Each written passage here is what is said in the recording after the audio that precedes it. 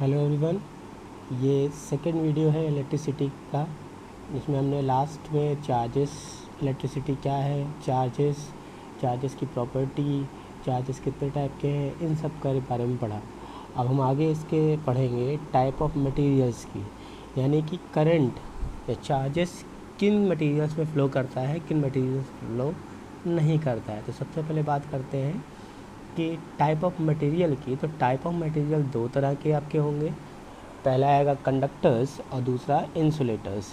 तो कंडक्टर्स क्या होते हैं, वो मटेरियल जो ईज़िली अपने से, यानी ऐसे मटेरियल्स जो ईज़िली अपने से फ़्लो करने दे इलेक्ट्रिक चार्जेस को, उन्हें हम बोलते हैं कंडक्टर्स।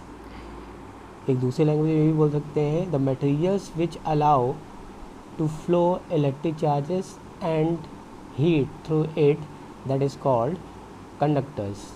कंडक्टर्स में क्या होते हैं, चार्जेस जो होते हैं फ्री होते हैं, यानी चार्जेस फ्री इलेक्ट्रॉन्स कहलाते हैं। ये फ्री इलेक्ट्रॉन्स कंडक्टर के अंदर एक प्लेस से दूसरे प्लेस की ओर मूव करते हैं, और जो टोटल चार्ज होगा वो सरफेस पर होता है। अब बात करते हैं फ्री इलेक्ट्रॉन्स। फ्री इलेक्ट्रॉन्स क्या होंगे, जो अगर हम बात करें किसी भी एटम में आउटर मोस्ट शेल के इलेक्ट्रॉन्स जो न्यूक्लियस से वीकली बॉन्ड होते हैं, वो फ्री स्टेट में काम करते हैं कंडक्टर के अंदर। इन्हें हम बोलते हैं फ्री चार्जेस या फ्री इलेक्ट्रॉन्स। इंसुलेटर्स वो मटेरियल्स होते हैं जो अपने से चार्जेस को फ्लो नहीं होने देते, उन्हें हम इंसुलेटर्स बोलते हैं।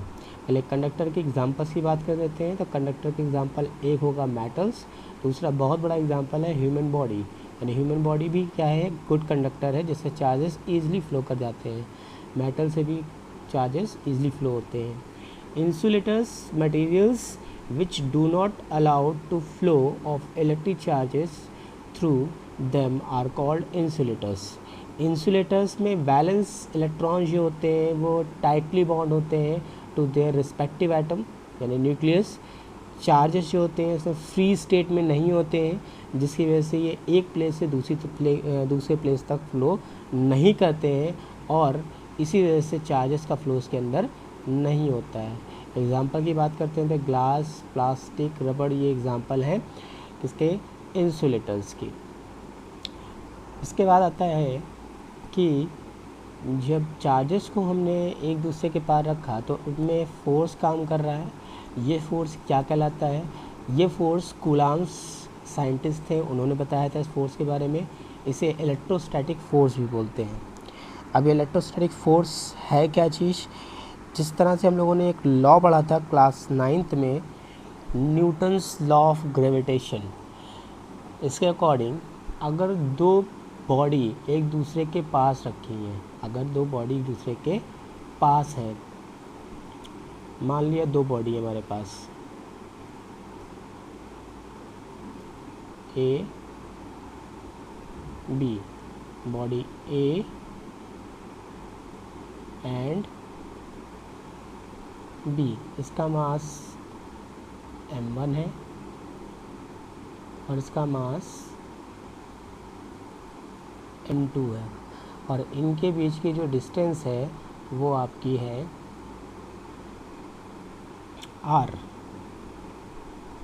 r is the distance between them, r is the distance between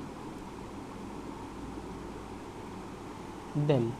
तो अगर हम बात करें, जब इनके बारे में पढ़ा था न्यूटन ने बोला था कि अगर हम दो बॉडी को यूनिवर्स में देखें जिनके बीच की डिस्टेंस r है, तो इनके बीच जो लगने वाला फोर्स था वो डायरेक्टली प्रोपोर्शनल था। अब यहाँ पे उन्होंने अट्रैक्शन फोर्स के बारे में बताया था, that is directly proportional to the product of their masses and inversely proportional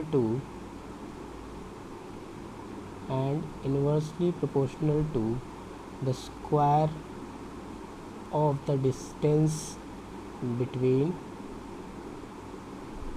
them। ये हम लोगों ने पढ़ा था 9th में। इसी लॉ को बेस लिया कूलाम ने, और कूलाम ने क्या बोला कि अगर दो चार्जेस हैं, Q1 Q2 जिनकी बीच के डिस्टेंस R है एक दूसरे के पास रखें तो इनके बीच या तो अट्रैक्शन फोर्स लगेगा या रिपल्शन फोर्स लगेगा। इस अट्रैक्शन और रिपल्शन फोर्स को उन्होंने दो पार्ट में बताया। उन्होंने बोला कि अगर ये दोनों फोर्स एक दोनों चार्ज एक दूसरे पास रखें तो इनके बीच लगने वाला अट्रैक्शन और रिपल्सिव फोर्स, अट्रैक्शन और रिपल्सिव फोर्स, अट्रैक्टिव और रिपल्सिव फोर्स डायरेक्टली प्रोपोर्शनल होगा to the product of their charges Q1 Q2, यानी F is directly proportional to Q1 Q2 and inversely proportional होगा to the square of the distance between them, यानी F is inversely proportional to R square. Equation first and second को combine किया तो उन्होंने formula बताया कि F is directly proportional to Q1 Q2 upon R square. You know that proportionality sign आता है तो कांस्टेंट आता है, ये कांस्टेंट बोला गया F equals to K Q1 Q2 upon R square, यानी टोटल फॉर्मूला जो बना F equals to K Q1 Q2 upon R square. जहाँ फोर्स, इस फोर्स को कूलम्ब्स फोर्स या इलेक्ट्रोस्टैटिक फोर्स भी बोलते हैं।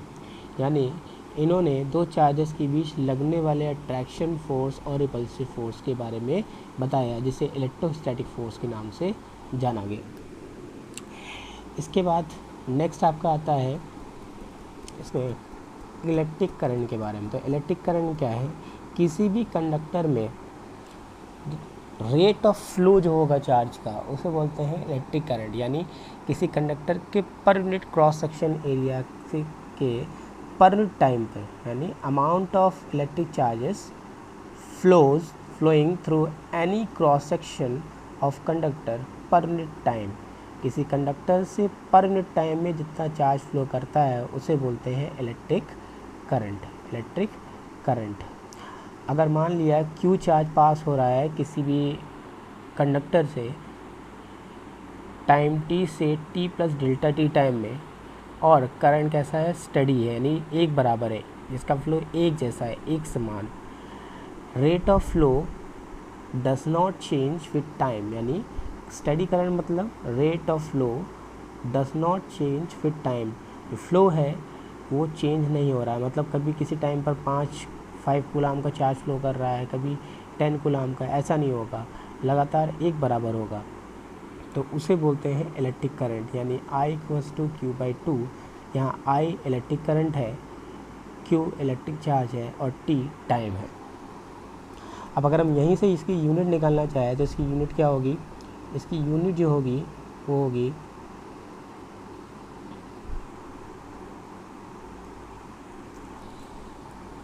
एम्पियर, और इलेक्ट्रिक चार्ज की यूनिट होती है कूलाम और टाइम की T यानी सेकेंड। तो हो जाएगा ampere equal to 1 coulomb upon 1 second. Ampere is SI unit of current and current is a scalar quantity. Current is a scalar quantity. अब ये स्केलर क्वांटिटी क्यों है? जबकि पता है कि जो चार्ज करंट फ्लो करता है उसकी पर्टिकुलर डायरेक्शन होती है। तो फिज़िक्स में कुछ लॉज होते हैं वेक्टर्स को ऐड करने के। वेक्टर के दो लॉ होते हैं बेसिकली, एक होगा ट्रायंगल लॉ और एक होता है parallelogram law of vector addition. तो ये दोनों ही लॉ को फॉलो नहीं करता है, ये सिंपल अलजेब्रिक लॉ को फॉलो करता है। इसकी वजह से इसमें मैग्नीट्यूड तो होता है बट डायरेक्शन अवेलेबल नहीं होती है, इसीलिए इसे स्केलर क्वांटिटी बोलते हैं। तो 1 एम्पियर इक्वल टू है 1 कूलाम अपॉन 1 सेकेंड के। इसका मतलब यहाँ से 1 एम्पियर की डेफिनेशन निकल के आती है। Electric current through a conductor is said to be 1 ampere if 1 coulomb of charge flow through any cross section of the conductor in 1 second. यानी 1 सेकेंड में कंडक्टर के किसी भी क्रॉस सेक्शन से 1 कूलाम चार्ज फ्लो करे तो उसे हम 1 एम्पियर बोलते हैं। इसका मतलब 1 एम्पियर एक करंट है कब? जब किसी कंडक्टर के पर यूनिट एरिया से 1 कूलाम चार्ज 1 सेकेंड तक फ्लो करे। इसकी कुछ छोटी यूनिट की बात कर लेते हैं, जैसे milliampere. 1 MA, M small A capital होगा तो ये वैल्यू जो होती है 1 मिली एम्पियर को जब एम्पियर में कन्वर्ट करेंगे तो 10 की पावर -3 के बराबर होगा। 1 माइक्रो एम्पियर 10 की पावर -6 के बराबर। 1 नैनो एम्पियर दैट इज़ 10 की पावर 9 एंड 1 पिको एम्पियर 10 की पावर -12। बात करते हैं टाइप ऑफ करंट की। तो टाइप ऑफ करंट की बात करें तो टाइप ऑफ करंट क्या है, हमारे type of current different type की हैं। जो डिफरेंट टाइप डिस्कशन क्या है, पहला होता है स्टडी या डायरेक्ट करंट। डायरेक्ट करंट क्या होती है, एक ऐसी करंट, किसी भी सर्किट में करंट, डायरेक्ट करंट कब होगी, एक ऐसी करंट जिसका मैग्नीट्यूड और डायरेक्शन चेंज ना हो, मैग्नीट्यूड और डायरेक्शन चेंज ना हो टाइम के रिस्पेक्ट में, उसे बोलते हैं डायरेक्ट करंट। अब डायरेक्ट करंट हमने बात करी है तो डायरेक्ट करंट के बारे में यहाँ समझ लेते हैं कि और क्या डायरेक्ट करंट हो सकता है। तो डायरेक्ट करंट बात करें तो जैसे हमने देखा कि एक करंट है फ्लो कर रही है सर्किट में, ठीक है, उसमें हम वी और आई के लिए देखें, अगर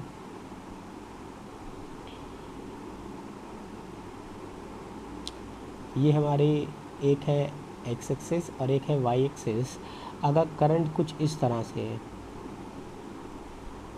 तो इसका मैग्नीट्यूड और डायरेक्शन दोनों ही क्या है, सेम है, चेंज नहीं हो रहा है, तो ये आपका क्या है, डायरेक्ट करंट है। लेकिन अगर हम बात करें ये भी आपकी डायरेक्ट करंट है।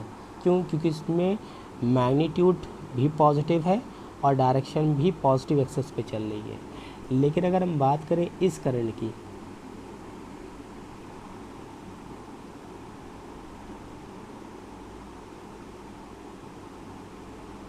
तो इसमें क्या हो रहा है, टाइम के रिस्पेक्ट में करंट आगे बढ़ रही है, यानी ये आई को बता रहा है और ये टी टाइम को बता रहा है। यहाँ पर ये आई को बता रहा है और ये आपका टी टाइम को बता रहा है। तो अगर हम देखें यहाँ पे तो क्या हो रहा है कि करंट लगातार चेंज हो रही है, मैग्नीट्यूड भी चेंज हो रहा है, पॉजिटिव, नेगेटिव, एंड डायरेक्शन भी लगातार क्या हो रही है, चेंज हो रही है। तो ऐसी करंट को हम एसी करंट यानी ऑल्टरनेटिंग करंट बोलते हैं। तो ऑल्टरनेटिंग करंट हमारी क्या है, ऑल्टरनेटिंग करंट एक ऐसी करंट जिसका मैग्नीट्यूड डायरेक्शन के साथ साथ लगातार क्या, मैग्नीट्यूड एंड डायरेक्शन लगातार टाइम के रिस्पेक्ट में क्या होती है, चेंज होती है, यानी पोलैरिटी क्या होती है, रिवर्स होती है, चेंज होती रहती है। तो उसे बोलते हैं ऑल्टरनेटिंग करंट, ऑल्टरनेटिंग करंट। अब हम डायरेक्शन ऑफ करंट की बात कर लेते हैं। तो डायरेक्शन ऑफ करंट की बात करें तो क्या है direction of current, direction of current metal में फ्लो ऑफ इलेक्ट्रॉन जो होगा कॉन्स्टिट्यूट करता है करंट को, यानी करंट जब हम किसी मेटल को कनेक्ट करें तो ये इलेक्ट्रॉन फ्लो करना स्टार्ट करते हैं किसी भी कंडक्टर में, ये इलेक्ट्रॉन कंसिस्ट करते हैं करंट को। Direction of flow of electrons यानी कंडक्टर के अंदर जो डायरेक्शन होगा इलेक्ट्रॉन के फ्लो का, उसे इलेक्ट्रॉनिक करंट बोलेंगे।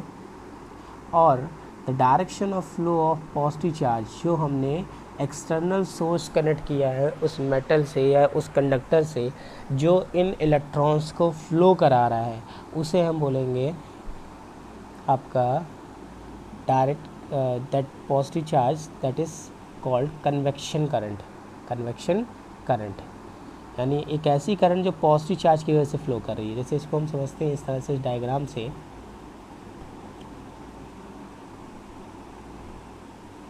कि मान लिया कि एक कंडक्टर है हमारे पास,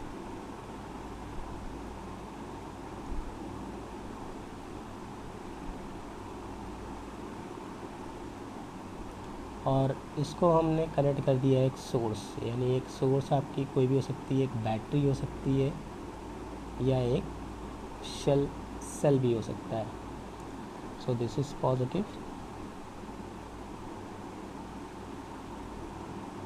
एंड दिस इज़ नेगेटिव।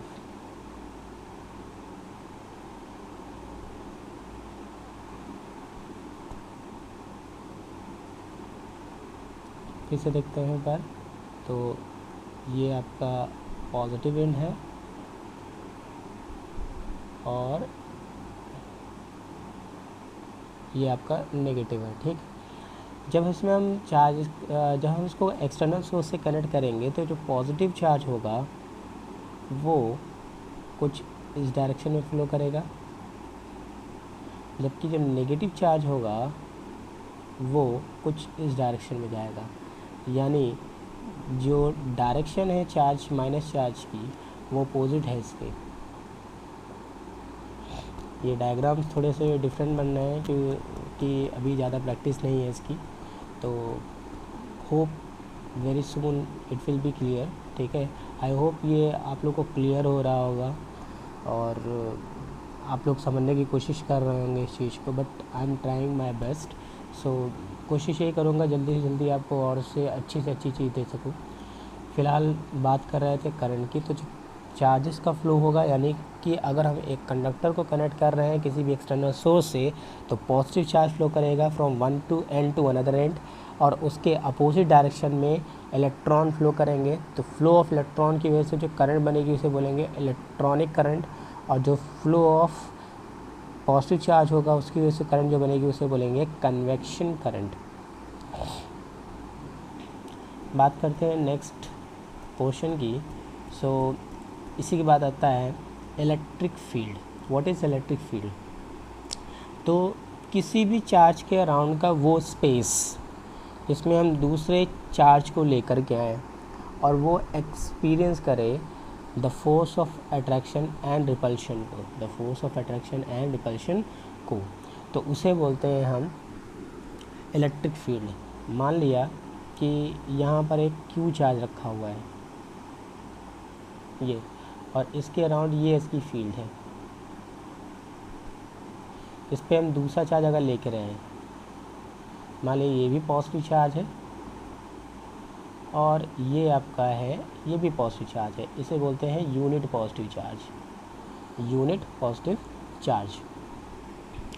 तो जो ये चार्ज है जिसकी वजह से एक फील्ड डेवलप हो रही है, एक स्पेस जनरेट हो रहा है जिसके पास इस चार्ज को जैसे लेके आएंगे तो ये चार्ज इसको रिपल करना स्टार्ट कर देगा बाहर की ओर। यानी ये स्पेस जो क्यू चार्ज के अराउंड है, इस स्पेस को बोलेंगे हम इलेक्ट्रिक फील्ड। तो इलेक्ट्रिक फील्ड क्या है हमारी? The space around any charge जिसमें हम दूसरे अगर चार्ज को लेके आए तो वो फोर्स ऑफ अट्रैक्शन या रिपल्शन को एक्सपीरियंस करे, सो दैट फील्ड और that space is called electric field, electric field. अब इसी में एक चीज़ और काम करती है, इलेक्ट्रिक पोटेंशियल। मान लो अगर एक पॉजिटिव चार्ज है और एक पॉजिटिव चार्ज, एक फील्ड डेवलप हो रही है पॉजिटिव चार्ज की वजह से, और दूसरे पॉजिटिव चार्ज को हम इसके पास लेके आते हैं, तो हमें कुछ वर्क डन करना पड़ेगा against this force. Why? Because ये पॉजिटिव चार्ज जो होगा आपका, जो हमारे पास ये पॉजिटिव चार्ज है ये प्लस क्यू, ये रिपल करेगा प्लस क्यू नॉट को एक इससे बाहर की ओर यानी दूर की ओर, लेकिन हम इसको मूव करा रहे हैं पॉइंट ए से पॉइंट बी पर। जब हम किसी चार्ज को किसी एक पॉइंट से दूसरे पॉइंट पर मूव कराएं, एक पॉइंट से दूसरे पॉइंट पर मूव कराएं, तो हमें against the electrostatic force work done करना पड़ता है। ये अमाउंट ऑफ वर्क डन ही क्या कहलाता है? आपका इलेक्ट्रिक पोटेंशियल कहलाता है। अब इसकी डेफिनेशन समझ लीजिए। Electric potential at a point in electric field its amount of work done in moving a charge from infinity to that point against the electrostatic force। मान लिया कि ये चार्ज Q नॉट है, ये पॉइंट A पे रखा है और ये पॉइंट A जो है आपका इन्फिनिटी पर है। ये पॉइंट A आपका कहाँ पर रखा हुआ है? इन्फिनिटी पे, दैट इज़ इन्फिनिटी पॉइंट पर है ये। तो इन्फिनिटी पॉइंट पे है और point be inside the electric field है। जब इसको यहाँ से यहाँ लेके आएंगे यानी पॉइंट ए से बी तक लेके आएंगे तो हमें कुछ वर्क डन करना पड़ेगा अगेंस्ट दिस इलेक्ट्रोस्टैटिक फोर्स। ये इलेक्ट्रोस्टैटिक फोर्स जो होगा electric potential against this electrostatic force, तो इसे हम बोलेंगे, इस वर्क डन को बोलेंगे हम इलेक्ट्रिक पोटेंशियल, इलेक्ट्रिक पोटेंशियल। अब इलेक्ट्रिक पोटेंशियल को अगर डिफाइन करें तो electric potential is defined as the ratio of work done to the charge moving या चार्ज जिसके थ्रू जिसको हम मूव करा के ला रहे हैं infinity to that point. And electric potential V equals to work done upon charge. इसकी एसआई यूनिट की बात करते हैं तो इसकी एसआई यूनिट वोल्ट होती है, और वर्क डन की क्योंकि जूल होती है और चार्ज की कूलम, तो इसकी दूसरी यूनिट होगी जूल पर कूलम, जूल पर कूलम। चलिए नेक्स्ट टॉपिक की ओर मूव करते हैं। नेक्स्ट टॉपिक हमारा है इलेक्ट्रिक पोटेंशियल डिफरेंस। अब इलेक्ट्रिक पोटेंशियल डिफरेंस क्या होता है? पोटेंशियल होता है जब हम किसी चार्ज को मूव करा के लेके आएंगे इन्फिनिटी से inside electric field, that is electric potential. लेकिन हम इलेक्ट्रिक फील्ड के अंदर ही जब एक चार्ज को एक पॉइंट से दूसरे पॉइंट तक मूव कराते हैं, तो एक पॉइंट से दूसरे पॉइंट पर मूव कराने पे हमें वर्क डन करना पड़ेगा, तो इसे हम इलेक्ट्रिक पोटेंशियल कहेंगे। इसको इस तरह समझ सकते हैं, लेट कर लिया पॉइंट ए जो है आपका वो फील्ड के अंदर है और बी पॉइंट भी जो है वो फील्ड के अंदर है। जब चार्ज को ए पॉइंट से बी पॉइंट तक लेकर के आएंगे तो जितना ज़्यादा इसके पास जाएंगे इस चार्ज क्यू के, इस क्यू नॉट को लेकर के, उतना ही अपोजिट रिपल्सिव फोर्स काम करेगा, यानी उतना ही ज़्यादा वर्क डन करना पड़ेगा हमें चार्ज क्यू नॉट को इसके पास ले जाने में। तो जितना ज़्यादा पास जाएंगे उसमें पोटेंशियल उतना ही ज़्यादा होगा, मतलब पॉइंट ए पर पोटेंशियल कम होगा कंपेयर टू पॉइंट बी। यही पोटेंशियल जो होगा वो पोटेंशियल डिफरेंस कहलाएगा, यानी ए और बी के बीच जो पोटेंशियल डिफरेंस होगा उसे बोलेंगे हम electric potential difference. Now how to describe it? The potential difference between 2 point in electric field is defined as amount of work done in moving a unit positive charge from one point to other against the electrostatic force. It is defined as V equals to VB minus VA equal to work done कहाँ से कहाँ कर रहे हैं? A से B तक लाने में work done from A to B upon Q।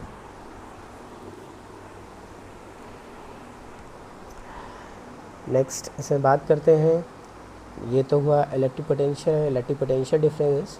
अब इसकी यूनिट की बात करें तो 1 वोल्ट जो होता है वो 1 जूल अपॉन 1 कूलम के बराबर होता है। तो हम बात करते हैं डेफिनेशन ऑफ 1 वोल्ट।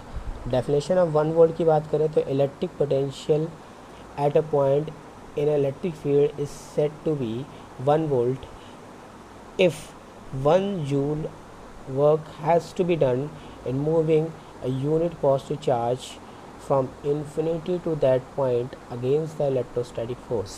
यानी किसी भी इलेक्ट्रिक फील्ड के अंदर किसी चार्ज को इन्फिनिटी से inside the electric field move कराने में 1 जूल का वर्क करना पड़े to move a 1 coulomb of charge, that is called 1 volt। 1 volt is defined as if 1 joule of work has to be done in moving a positive charge of 1 coulomb from infinity to that point against the electrostatic force। अब बात करते हैं negative charge की। तो negative charge always move lower potential to high potential, but reverse it true for current. मतलब बात करें तो अगर हम बात करते हैं नेगेटिव चार्ज की, तो नेगेटिव चार्ज हमेशा लोअर पोटेंशियल से हाई पोटेंशियल की ओर फ्लो करेगा। अगर दोनों end across a conductor are at the same potential, अगर किसी भी कंडक्टर के दोनों एंड सेम पोटेंशियल पर है तो उस कंडक्टर में कोई करंट फ्लो नहीं करेगी। तो मेरे ख्याल से आज का वीडियो यहाँ तक रखते हैं। इसके बाद हम ओम्स लॉ और कुछ अदर टॉपिक्स की बात करेंगे जो बहुत ही इंटरेस्टिंग टॉपिक है इसके, और बहुत जल्दी मैं आप लोगों को इसके क्वेश्चन शीट भी कराऊंगा, कुछ अनसॉल्व क्वेश्चन भी दूंगा आप लोगों को करने के लिए, ताकि उससे आप अच्छी तरह से इसको और समझ सकें और अच्छे से इन चैप्टर्स को कर सकें। फ़िलहाल मैं कोशिश और करूँगा कि वीडियो को और अच्छे से अच्छा कर सकूँ। Bye, have a nice time.